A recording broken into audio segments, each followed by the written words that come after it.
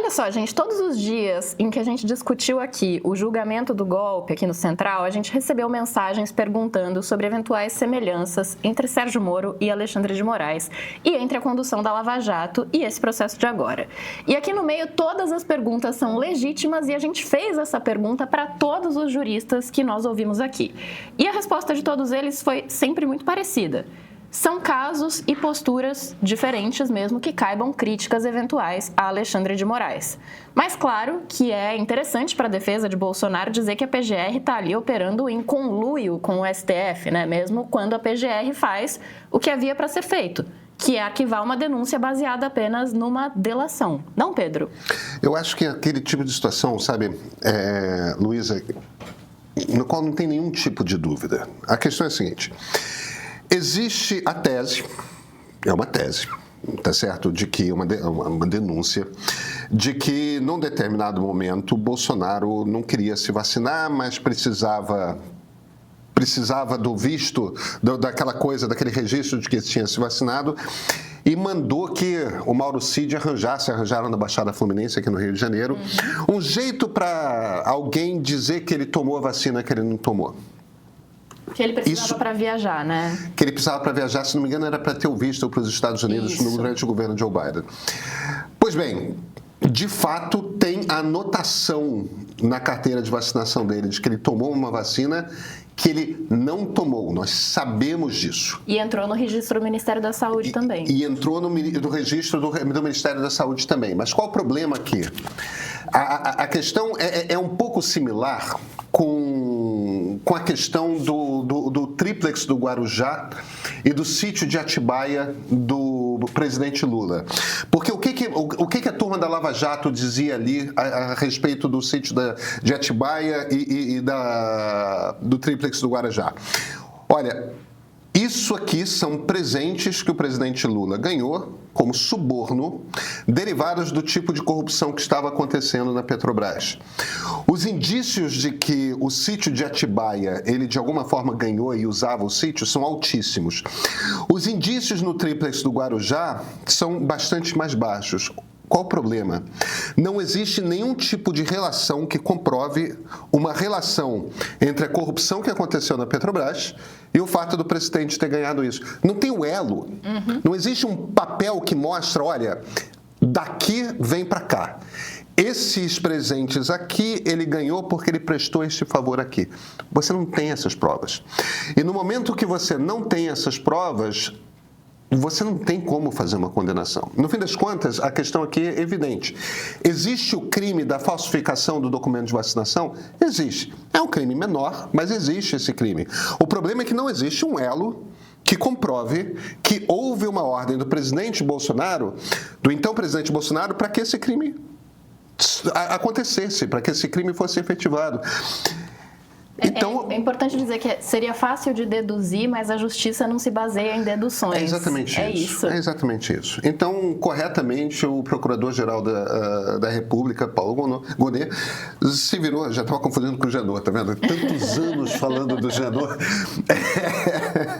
Mas o Gonet é bastante diferente no seu estilo do Janot. E aí o que acontece essencialmente é isso. O Clodoaldo Alexandre já escreve aqui pra gente dizendo: é o país da impunidade, como pode livrar o cara de um crime desses? Mas, na verdade, isso, aumenta a confiabilidade no processo, claro, né? Porque é simples, não há uma prova, então a gente não vai levar esse processo adiante. Isso só depõe em favor da justiça brasileira. Isso é um elogio à justiça brasileira. Isso é justiça funcionando. E é importante, tem um ponto, eu entendo a coisa da preocupação dos bolsonaristas quando eles se viram e falam: putz, a gente está tentando argumentar que a justiça é parcial, que vai contra o Bolsonaro qualquer coisa, e aí aparece um troço desses e demonstra justamente o quê? Demonstra que não basta a delação do tenente-coronel Mauro Cid, não basta o Mauro Cid falar.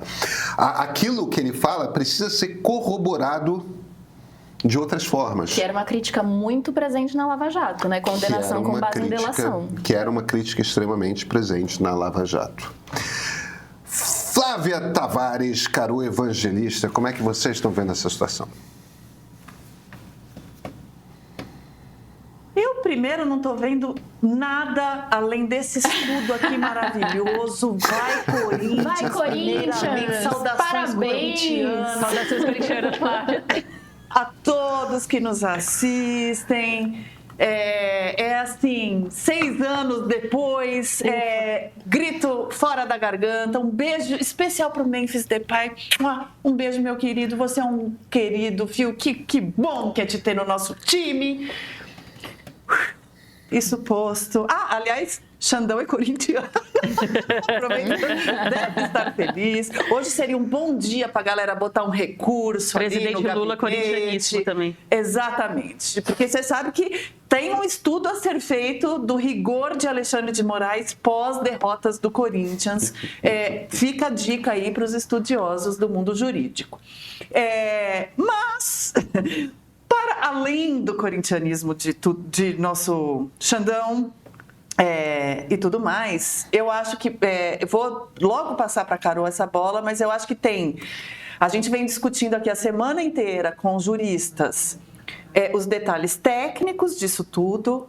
Então, como o Pedro fez ali a sua introdução, a lei diz que a colaboração premiada tem que ser embasada por provas, corroborada por provas, né? E tudo mais...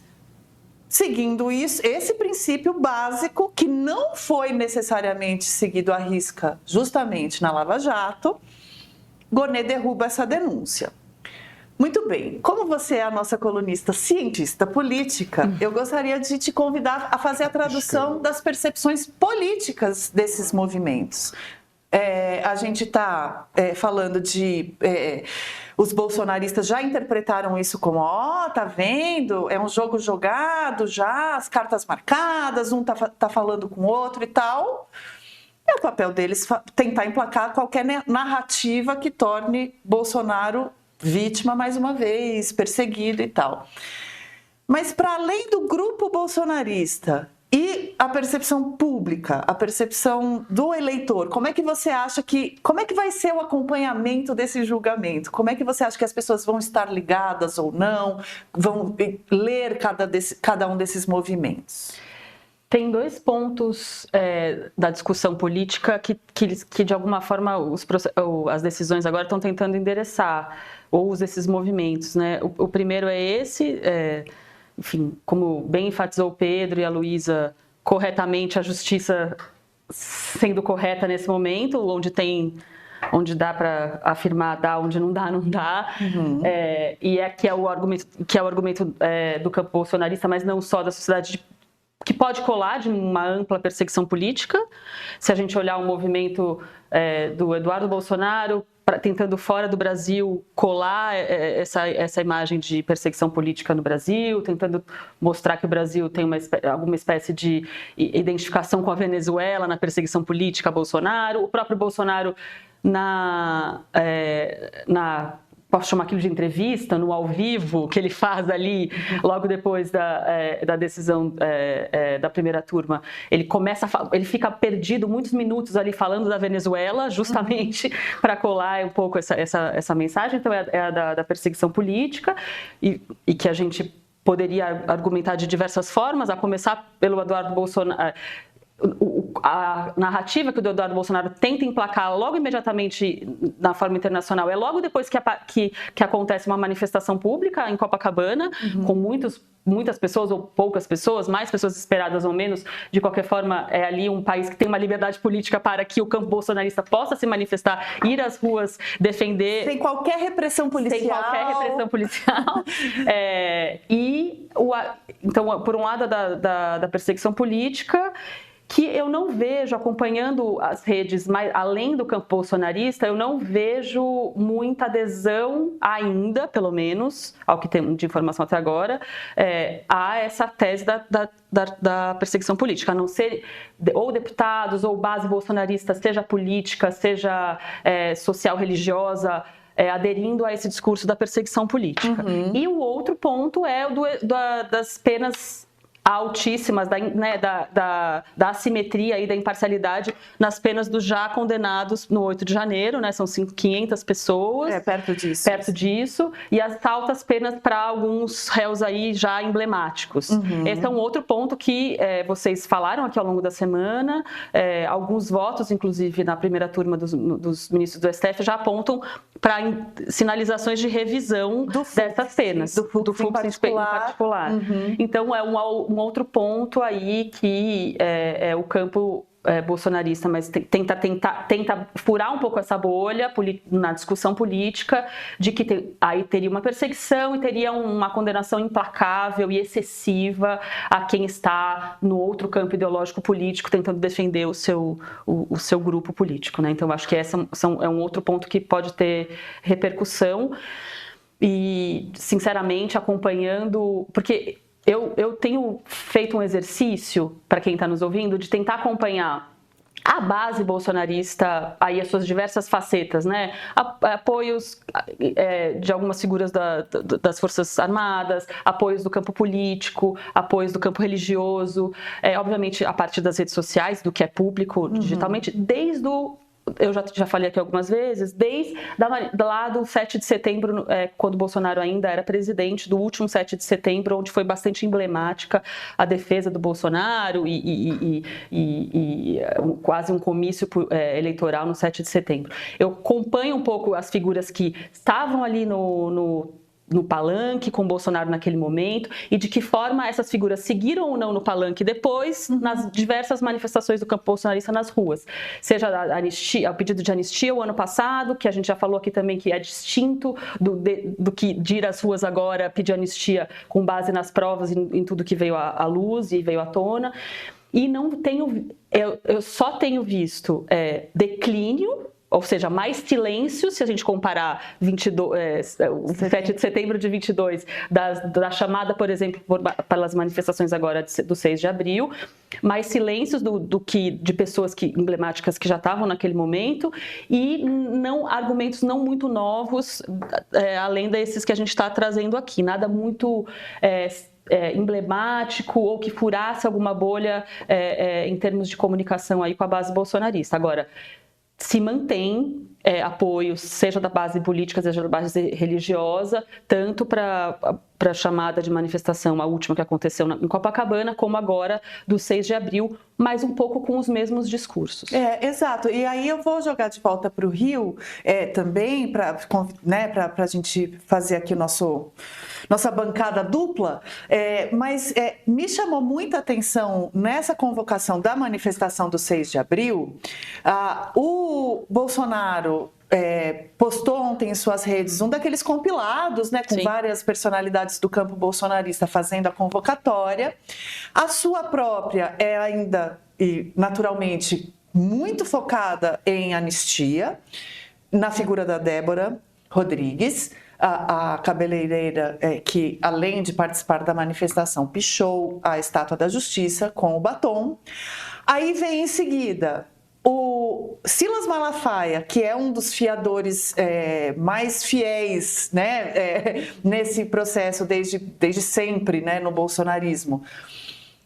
E a fala do Silas Malafaia já é fora Lula e anistia. Em seguida vem Magno Malta, também um partidário fiel, novamente com fora Lula e anistia. E o Nicolas Ferreira, idem, fora Lula e anistia. E o que me chamou a atenção nisso? A manifestação de Copacabana era anistia e fora Lula 2026. Então tinha um misto ali, uma ambiguidade de jogar o fora Lula ali para frente, de colocar a anistia em primeiro lugar. E a mobilização para a manifestação em Copacabana pode não ter sido pífia, mas não foi o que o bolsonarismo esperava, né? Então, claro que hiperbolicamente o Bolsonaro falava em 1 milhão de pessoas, 500 mil e não sei o quê.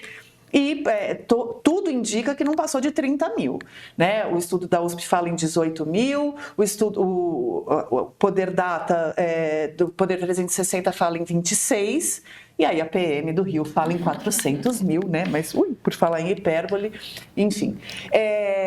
Aqui, para a manifestação do 6 de abril, eles, então, afinaram isso, trocaram a ordem das coisas, tentaram colocar o Lula como foco principal, pelo menos, eu não sei se é uma estratégia de pelo menos para fazer encher.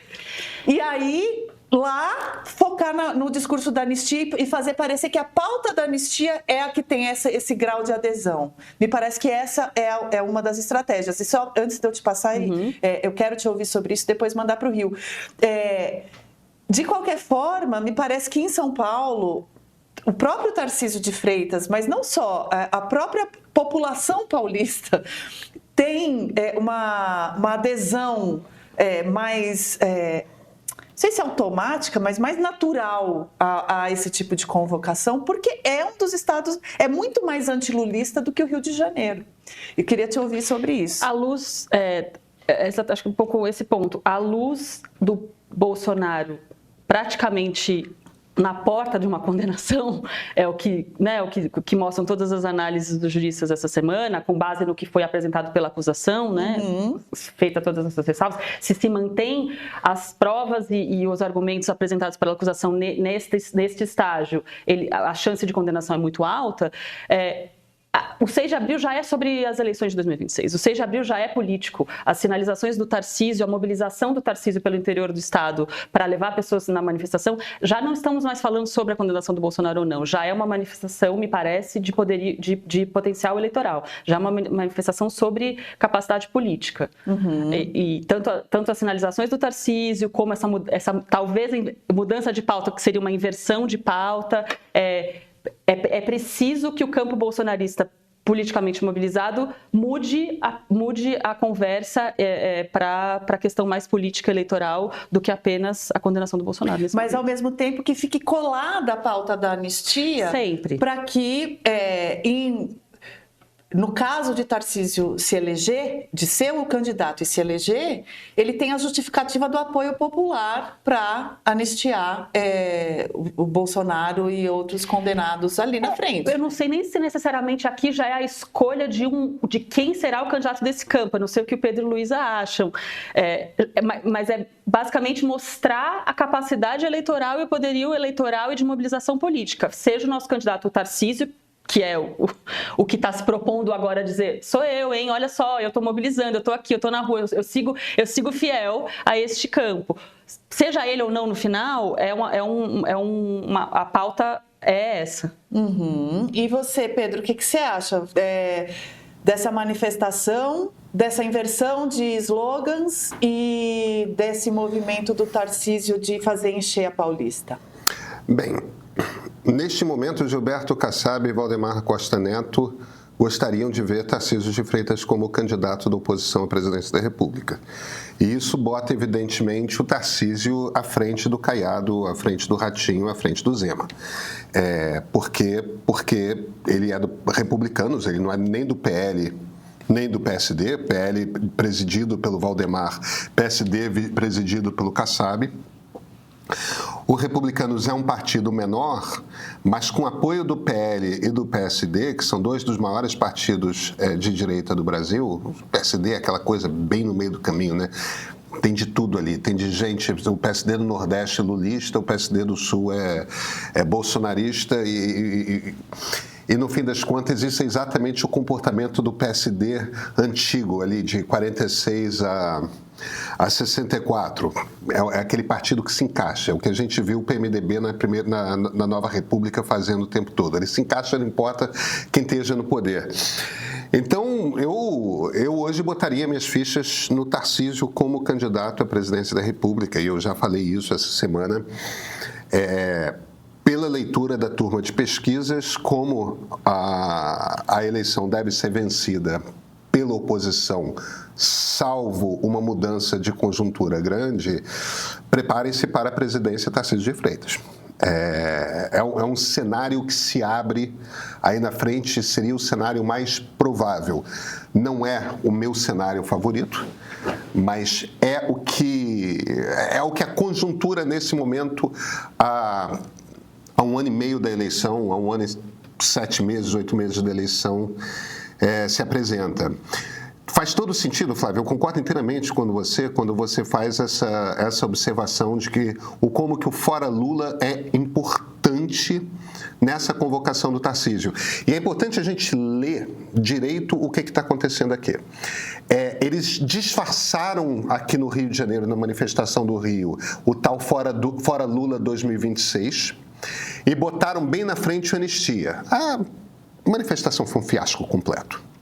Então, quando o Tarcísio se vira e fala essa manifestação é fora Lula pela anistia, o que ele está reconhecendo é o seguinte, essa mensagem de anistia... Deixa eu te interromper, Pedro, porque...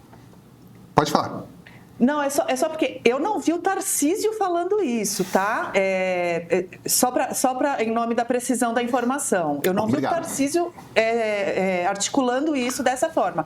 Eu vi Malafaia, eu vi Magno Malta, eu vi Nicolas Ferreira. Obrigado, perfeito, pela precisão da informação. De qualquer jeito, essa é a mensagem que eles estão mandando. O que é, em essência, um reconhecimento de que a mensagem de anistia para o Bolsonaro não é uma mensagem que mobiliza uma quantidade grande de pessoas. Agora, a mensagem de Fora Lula mobiliza muita gente. O César Zucco, que é um cientista político da FGV aqui do Rio, ele tem um livro sensacional, que é um livro que, na verdade, foi publicado nos Estados Unidos, com o nome Partisans and Anti-Partisans. É um livro importante em que ele faz uma análise e o título que ele daria em português para esse livro é Petistas e Antipetistas. Mas como para o mercado americano esse termo petista não vai fazer nenhum sentido, ele deu esse título Partisans and Anti-Partisans. Porque a tese dele é de que o que marca a nova república, e eu acho que é uma tese extremamente sólida, como o único partido que a gente pode dizer que é um partido realmente sólido no Brasil, com militância, com estrutura, aquele tipo de coisa que a gente vai para a Europa e reconhece como partido político, aquele tipo de coisa que a gente vai para os Estados Unidos e reconhece como partido político, a gente tem aqui no Brasil. É o PT. Que é um partido que não só tem uma presença nacional, não só tem uma estrutura de muitas pessoas, muitos nomes importantes, competição interna e tudo mais, como tem uma base de militância. Tem pessoas que se identificam no Brasil como eu sou petista. Isso é uma maneira de você se identificar. Agora a gente começa a ver o PSOL começando a ter uma presença dessa forma, em grande parte por gente que deixou o PT insatisfeita com o PT e tudo mais. Você não tem isso nem no centro, nem na direita. Nada do tipo. Você não tem. Mesmo quando o PSDB era forte, você não andava por aí pessoas que não são políticos se identificando, eu sou tucano. Não existia isso. Não existe, eu sou PMDB com orgulho, MDB agora, não sou PSD, essas coisas não existem. Então, como a eleição em 2 turnos força uma polarização, inevitavelmente, a polarização brasileira tomou, na tese do César Zucco, essa estrutura que é, de um lado, petistas e do outro lado, antipetistas. E o motivo de ter antipetista é porque jamais se formou um partido que, de alguma coisa, na centro-direita ou na direita, construísse de forma sólida um sistema de identificação entre militantes e aquele partido. É uma coisa que pode vir a surgir. E, de certa forma, o bolsonarismo se aproximou de formar isso, mas não em torno de um partido político, e sim de um líder político.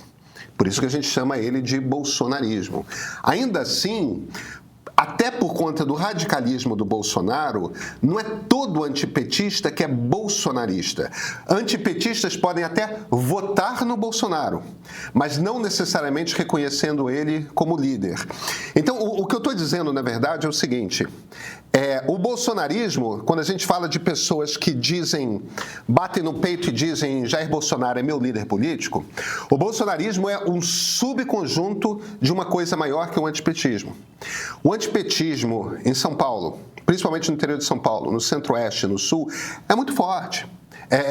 Tem uma presença política muito forte. É uma turma que jamais se identificou necessariamente com algum partido político, eles oscilam, vão de um candidato para o outro, mas essa identidade de se posicionar politicamente em oposição ao Partido dos Trabalhadores é uma coisa forte e é legítimo numa democracia.